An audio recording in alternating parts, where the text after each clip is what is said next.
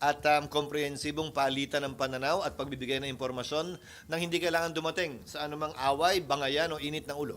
Sir, is it best na si Pangulo mismo, si dating Pangulo mismo yung magpaliwanag ng kanyang draft law? Bakit hindi? Pero may mga ibang detalye siguro na mas alam ng mga nanilbihan sa ilalim niya at siya ang mas makakapagsabi kung sino-sino nga ba yon.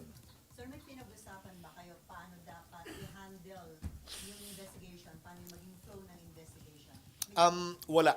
Ipinabayan niyo lahat kay Senator Coco. Pinabaya ako kay Senator Pimentel at buwang kumpiyansa ko sa kanya, hindi lamang dahil siya'y batikan ng senador, pag-graduate na nga, pero dahil abogado rin siya at hindi lamang ordinaryong abogado, bar top notcher pa. No special treatment for Digong, sir. Hindi naman sa walang special treatment, pero inaasahan ko at ina-expect ko